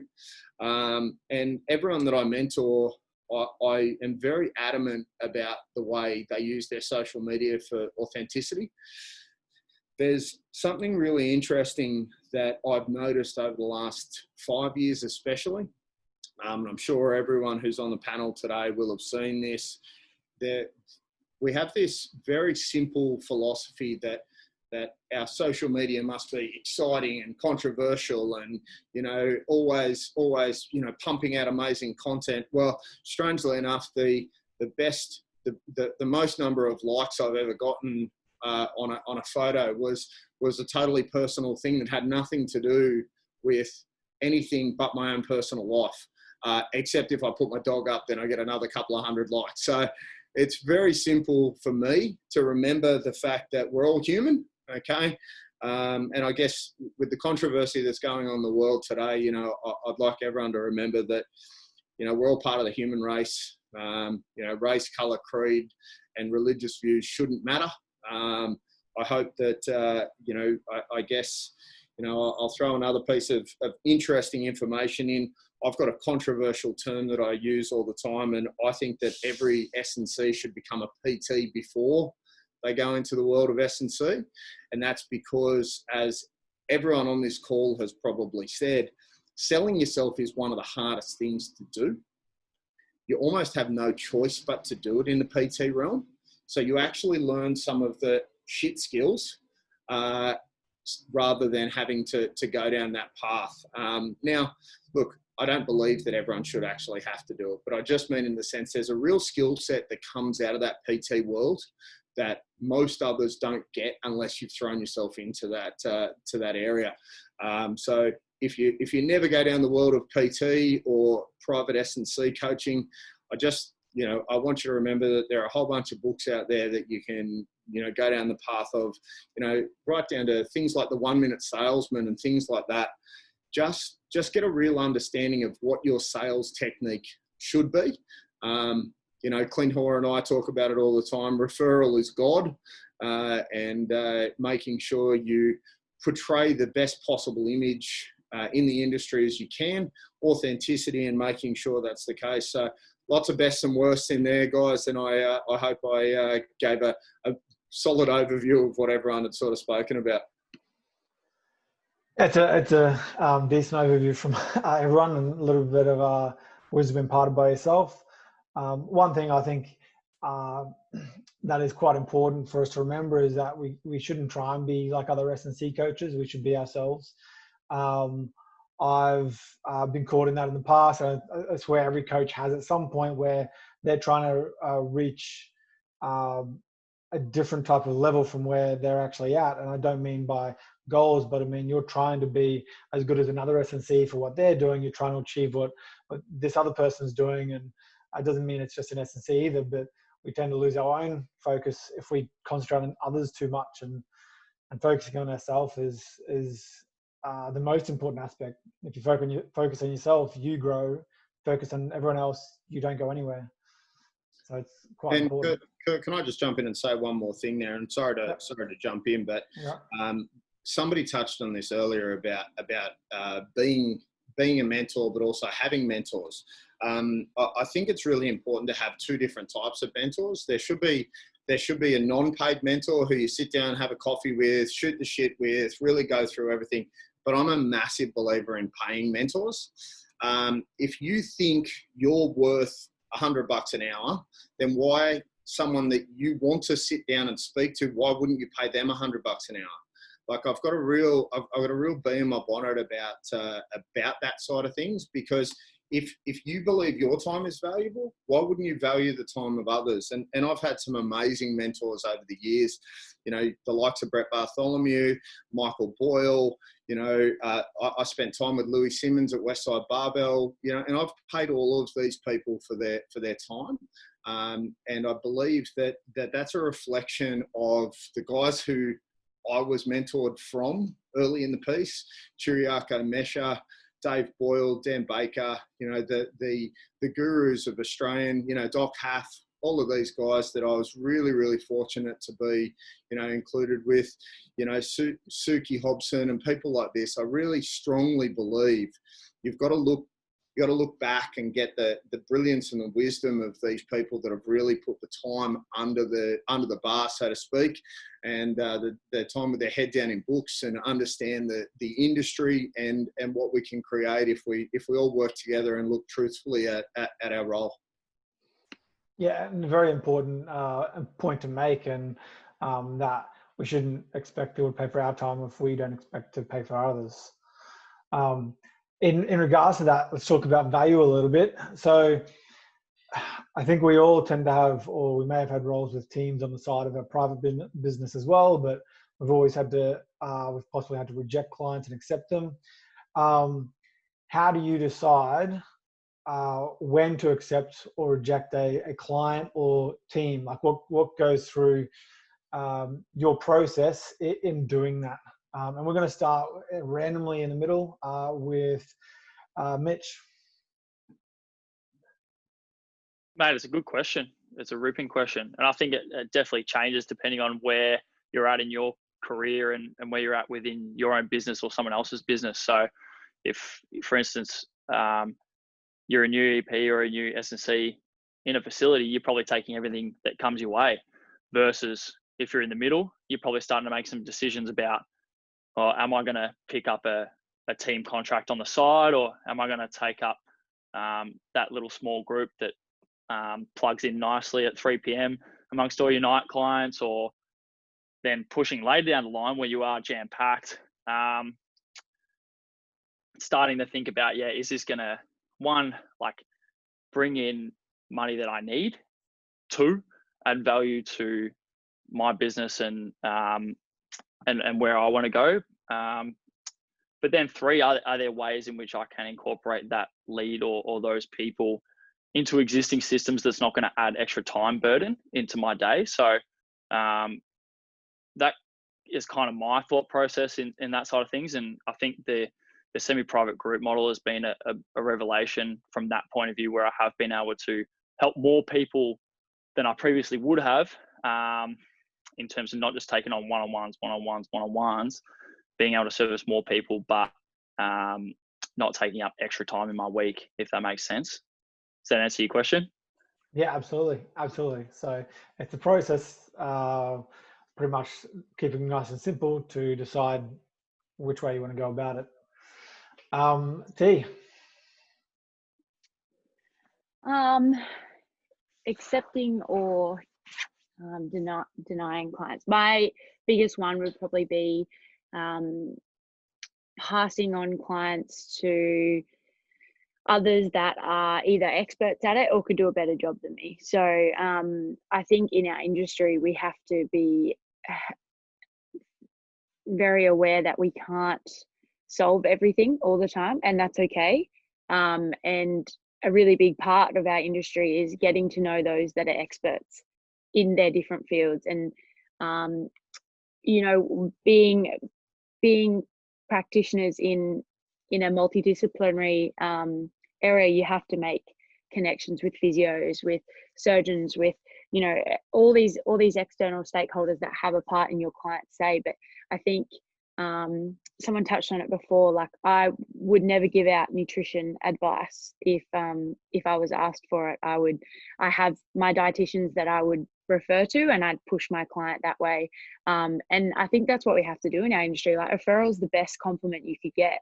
And I've been given a lot of those. Like, if you want to better yourself and you're a female athlete, go train with T. Like she's trained a lot of female athletes. So that would probably be the only time I'd turn away a client. It would just be because they're going to be better under somebody else. And I know I could probably do a good job, but they're going to do it better for you. So, and then, I think like Mitch said, like when you're in the private sector, unless you're completely full and you can't take any more, like I think you just take what comes, because you never know who that person knows, and you never know what that person might teach you. So whether it be short or long term, I think I know I'm willing to work with any client that wants to get better. Nice, love it. So I think that's a great insight. So particularly comment on referrals. So Jordi. I mean, I think T summed it up really nicely then, in regards to, your networks and we're working with other people and outsourcing to other people. The only thing I'll just disagree slightly on would be, I think my niche is working with athletes, and that can range from youth through to masters. So there is quite a large range of that, and that's what I enjoy working with. if a mum of three come through the door, and unless there's some sort of personal connection there prior, I really don't have the passion at the moment to work with them, but I want to find them the best person to work with. And that's the perks of being a facility like that I'm at, where there is so many different coaches, PTs, EPs and stuff like that. But in regards to teams, I think if the role doesn't provide you monetary value, then what other value can you exchange out of that system? So whether that potentially could be the name of the team, the coaches or the players are involved in the team, or the sponsors, or again, people that are involved in it. It doesn't always have to be a money value that you get from working with teams or athletes. It can be the connections, the names, associations, and things like that. I think that sometimes often gets overlooked, and like I'll still work with someone at a cheaper rate or at free if they provide me some value in a different way that I don't currently have or can serve. So yeah, that's how I think about that sort of question. Yeah, I think it's very true in regards to value. So making sure there's equal value for what is returned to a certain extent. So, Fraser. All right. I'd say the main reason why I would accept or turn someone away would be sort of the communication, the attitudes and the values that we might share. So some people I know I've sort of had, I guess, conflict with is just because our personalities didn't necessarily blend. And it was sort of a hard thing to work around. So it didn't, basically the easiest thing was to then either refer them on or just, essentially cancel that client to a certain point. And whereas those that do blend well, it makes your time better well spent. You're more likely to invest in that person, as well as that they're more likely to buy into what you have to say, which is just makes the whole process a whole lot more easier and enjoyable.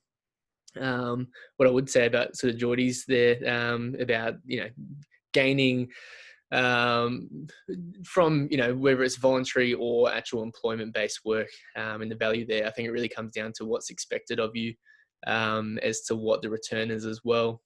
I think that's one thing we sort of get caught up on, is that especially being younger and wanting to sort of bulldog everything and just get in there and learn as much as we can. Sometimes we can be exploited for that same thing. So I think there's a big turnaround at the moment with regards to employment law, and just making sure that people are being looked after appropriately with the return on that investment of time. As much as time doesn't seem like much, I mean, sweat equity adds up over the years. So it's making sure that, you're getting that return, but what's that return worth to you? What's it worth to them? And then maybe you are better off paying for that time spent with them, just to then shore up that actual process being a little bit quicker. So that way you're both benefiting in the long run, and making sure that, everybody's getting what they feel like they deserve out of that relationship. So I think clarity in roles, whether it's with a client or with a mentor, is an important, I guess, starting point to then make sure that everybody knows their boundaries. Yeah, I think that they're important points to touch on specifically. So I'll go to Clint Hill. I will just say Clinton Hall he's just docked off. He just sent me a message. He has to pick her daughter up from the sick bay at school. So he's just ducked off. But he said, the beauty of flexibility. But we'll move on to Clint Hill. Yeah, look, I guess, over the years, I've certainly met with clients and decided not to train them or decided not to work with them, and certainly assisted them in finding another coach. And I've also had coaches do the same thing to me. But I think it's really interesting, and over the years, I've probably had the benefit of realising that whilst my niche is not necessarily one particular type of individual, it's always been the same thing. It's always been someone that knows that they don't know it all, and someone that's come to me wanting not just to learn as an athlete, but also wanting to understand why they're doing something. And T and Jordi both touched on this, and Mitch did a great piece on his social media many, many months ago about, understanding what the athlete wants. So whether it's goal focused around, wanting to, improve their PB, from, a 50-meter swimmer actually making 50 meters, or, someone wanting a gold medal, it really doesn't come down to the exact specifications. It comes down to that personal relationship with the person. And I've said it many times that for me, and strangely enough, one of my athletes has just walked into the room. I had to duck off quickly and let him in the door while we were sitting here. Professional rugby player, is playing in Germany these days. And mate, the personal relationship that I have with my athletes, it stemmed 4 clubs now. And we're still mates. We're going to go grab lunch after this. So the thing that I think is a real essential piece is, if you would like to hang out with that person on a personal level, there's a definite change in that. And that coaching style, like I said before, is something that's important to me. That doesn't mean you'll have that with every athlete and every client. You certainly shouldn't, because that's a hell of a lot of time that you would be spending with each person. But I genuinely believe understanding that it's your personal time. And if you're investing that in them, you should definitely want that person to, whether it's achieve a goal or be able to, develop greatness, whatever that may be to that individual, I think is super important. But the last part for me to answer that question is that I genuinely believe that as a strength and conditioning coach, we need to make sure that we're happy with our role, we're happy with ourselves, and we're certainly happy with the people we work with, whether it be a team, an individual. And if you're not, get out of it, because you're a long time dead, my friends. And I think genuinely it's about understanding that this is just a job. It's a passion of mine, and I've been very passionate about it for many years. But I genuinely believe you must be invested in it, but it can't be the only thing that you're about. Absolutely. I'll touch on 2 points you made there, particularly when you're talking about relationship with your clients. Like at the end of the year, actually start of this year, my rowing client rang me up, and I was one of the people she trusted the most with actually her personal matters as well. So she rang up crying. We had a big half-hour, 45-minute chat on the season and her personal life and all that kind of stuff. But if I had all my clients ringing me up for that, that'd be exhausting. So you're not going to have the same relationship with every client, but sometimes you're going to be more personal with some and less personal with others. The other point I'll touch on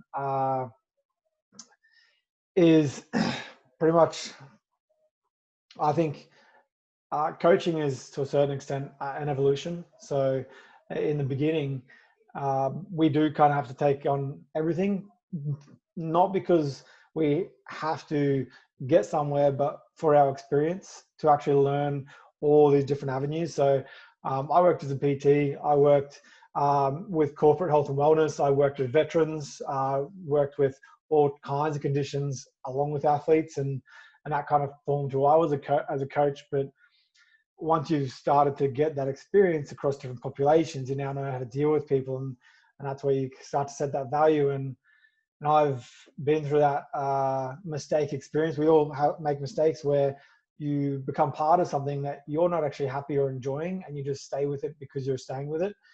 And you're actually making it worse for the people you're dealing with, because you're not invested, they're not getting the best out of it. And I think that's important to note. So it's not necessarily just the value for you, but the value for others as well. And that comes back to what everyone else has mentioned, and what T started specifically was referring. If someone can do a better job, than refer it. Like if you're not happy with a client or a team that you're working with, pass to someone who will be. It's as simple as that. I think, making sure you take some value from every situation. And somebody said about, training clients for free and so on and so forth. Luke Edgell was going to be on this today, but wasn't sure what occurred there. But Edge is a really interesting one, and he'll tell you very simply the way he built his business was through a very different method of growing.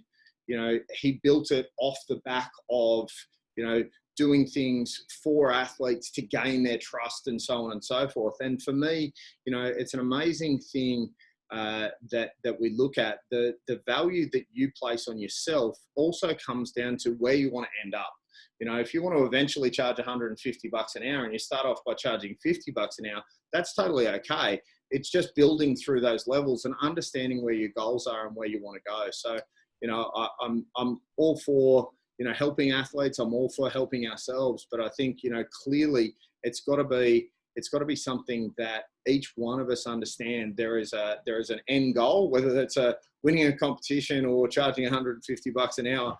You know, it's or being the head of a program for, you know, the Denver Nuggets or whatever it happens to be. You just need to understand where you're going and have a pathway in place. And Jordi said before about the accountability side of that. That's exactly the same. Are you doing the things required to get to where you want to? You can say that your value is anything in the world if you want, but actually having that plan in place to get to that is a huge part of it. Yeah, and great words there. All right, so I mean, I'm sure we could continue this webinar forever and ever. I mean, I've only covered probably a third of the questions I want to ask everyone, but I wanted to have more people on so we get to share a greater, I guess, diversity in our answers for what we did ask. So I'll ask one more question for each of us.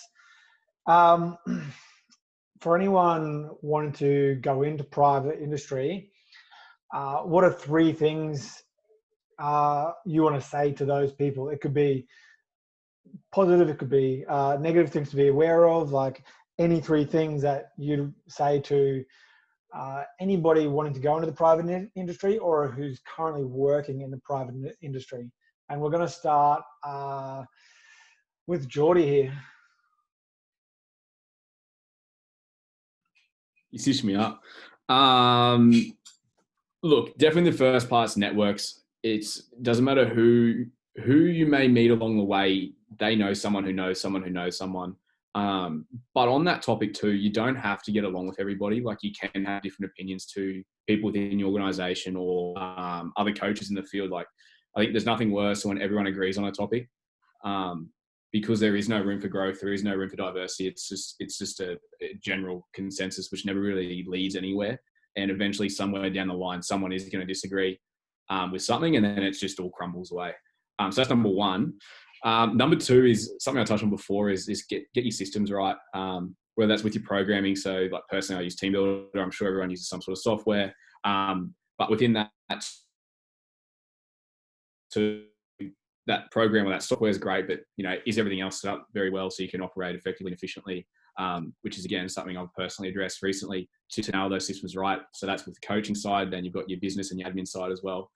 And number 3 is, I think sometimes you can definitely, you're a human too, like you're not an SNC coach. Like, there's so much more to your life than just being an SNC coach. So, you know, be able to leave your work at home, be able to go hang out with your mates and have beers and stuff like that, not have to worry about work or anything else like that is very important as well. And sometimes not replying to an athlete within 10 minutes is okay, because it's the world that we live in. You know, even though you may feel bad at the time, you look at it and you go, you know, it's 10:30 at night. Do I want to be replying to you or talking to my missus who's blowing up because I haven't spoken to her all day? I'm going to pick the missus. She's next to me. But, you know, I mean, things like that. They're probably 3. I don't know. I've sort of rambled a bit because I was off the... Absolutely. Oh, yeah. Take those as 3. Yeah, I think they're a great 3. And I think the last one is important, is having that personal time. Really, really crucial. And as brutal as it may sound, you can't feel guilty for someone else's misfortune. And I'm not saying it's their misfortune for them wanting you to reply to them, but what I mean by that is you shouldn't feel guilty to value your own time. So I think that's important. And I think, sorry to cut you off, said it on a podcast the other day as well, like, doctors don't have to show they're operating 24 hours of the day. You know, mechanics don't have to show they're fixing cars 24 hours of the day. So there's no need for us to, you know, take a picture at 3 o'clock in the morning when you're driving somewhere and say, you know, we're on that grind, or 10:30 at night getting home. Like, there is so much more to life than trying to prove to everyone that you are doing something all the time. So yeah, little sidebar. Yeah, absolutely. If it's just because it's not on social media doesn't mean it's not happening. So, Fraser. I think Jordi's points were awesome, to be honest. Yeah, systems networking, and there's been, I guess, value in that human element. I guess it just depends on what they're getting into. So if they're going into being an employee or you know, a subcontractor, I guess knowing your rights and responsibilities around that as both the employer or the you know, primary contractor is a big thing. But otherwise, yeah, I think systems and networking are huge, just because that does offset your time to then be more human as well and enjoy that factor and value time in that sense. I think Jordi nailed it, to be honest. Happy with that. just stealing his answers, okay? Yep, yeah, no sorry for the consensus. All righty, we'll jump on to T. I would say number one needs to be networks. Number two would be get yourself a really good mentor, whether it be personal or business, or someone who's just better than you in the skill that you're doing. And then my third one would be make mistakes, make so many mistakes, because that's how you get better. And you aren't going to get everything right, and not every session is going to be perfect. And not every program you write is going to hit the goals that you want them to. But the more you make mistakes, the more you learn, the more you grow. So yeah, make mistakes. Perfect. Great. Love it. Mitch?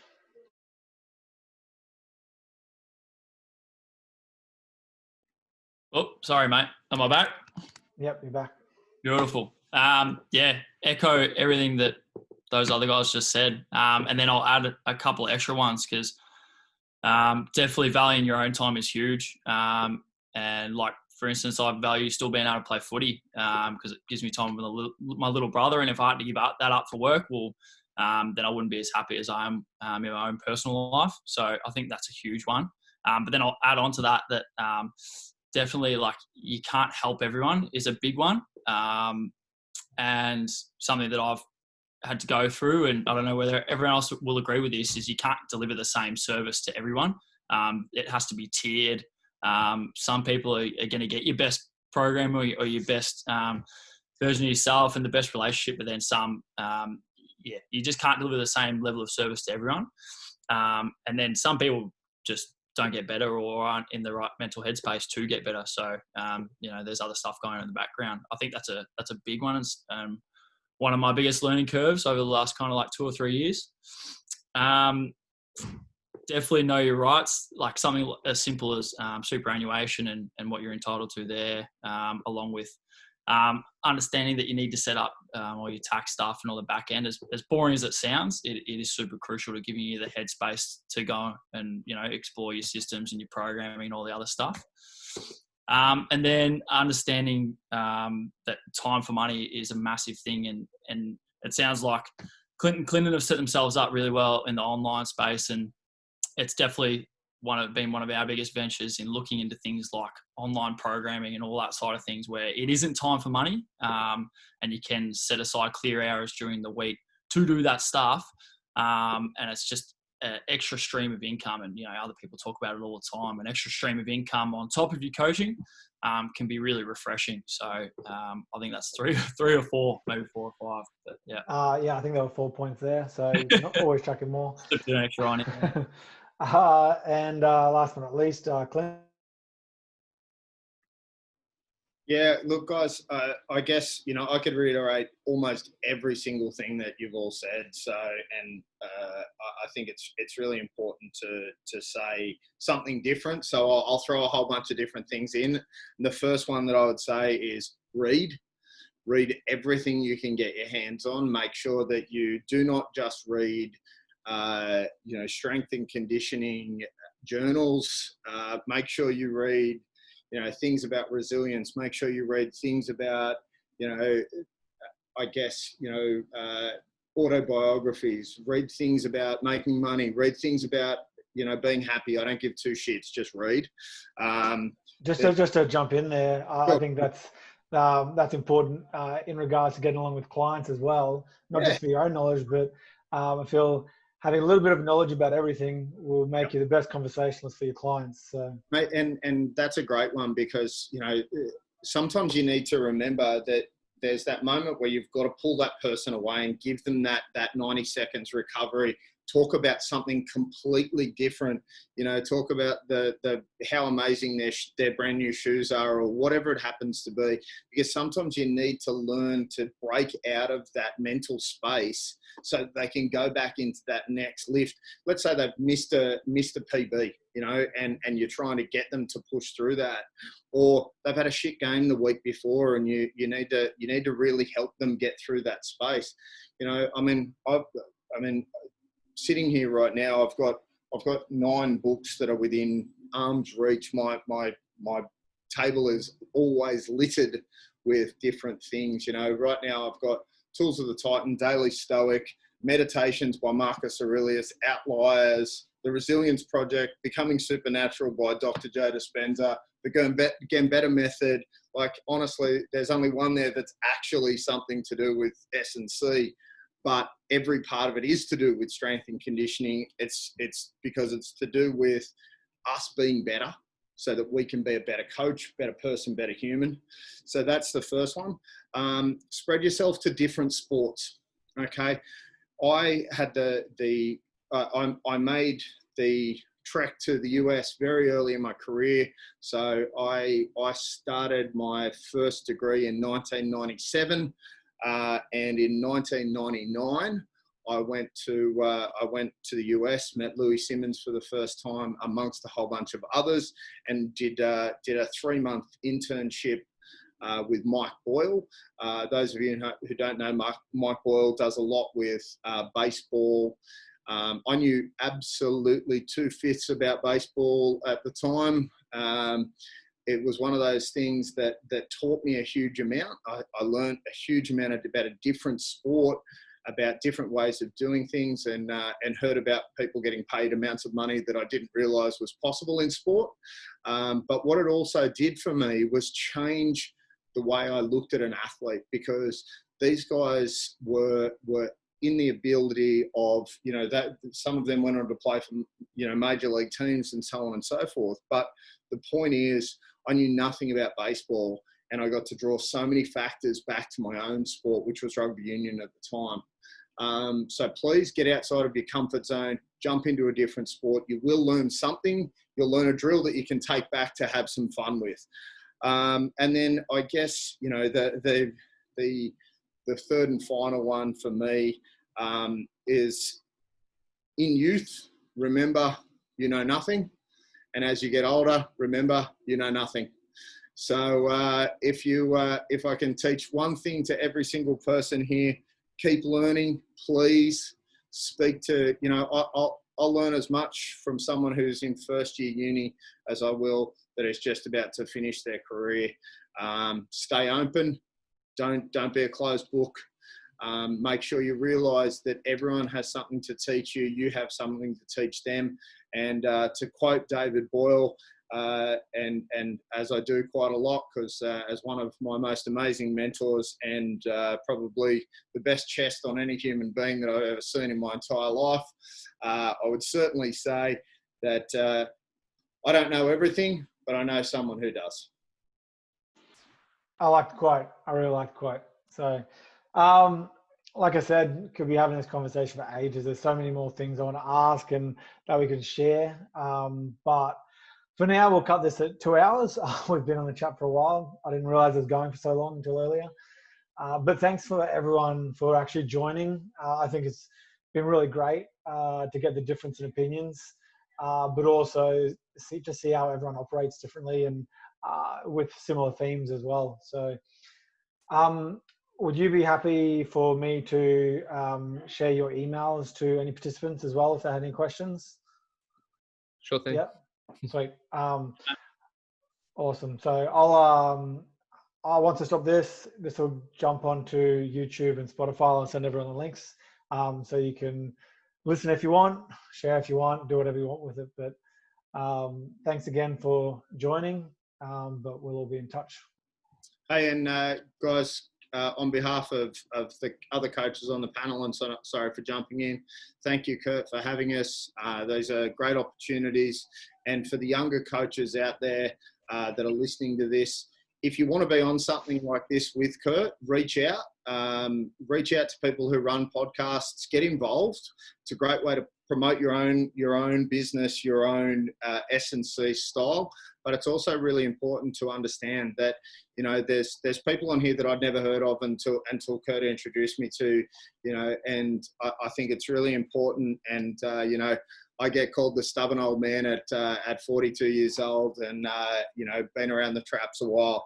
But I try to make sure that, you know, I really put myself out there, whether it be on podcasts, these kind of roundtable discussions. You know, I had the opportunity to present at last year's ASCA course, as did Kurt, and it's very important that we acknowledge the people that do things like this, Kurt. So thank you very much for your time in setting this up, mate. It's a massive kudos to you, to the industry, and mate, I really appreciate you taking your time out to organise all of us. So thank you, mate. Well, good, Clint. Glad I can help provide some value to other coaches. All righty. See you guys. Enjoy the rest of your week and the rest of your weekend. Thanks, guys. See ya. Thanks, guys. Thanks.